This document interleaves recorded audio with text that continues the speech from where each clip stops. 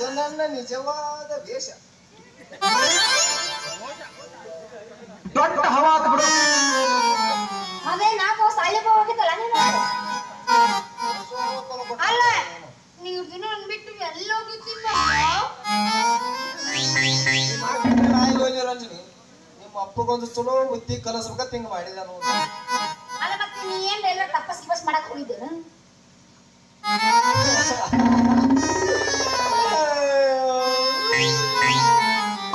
Madesha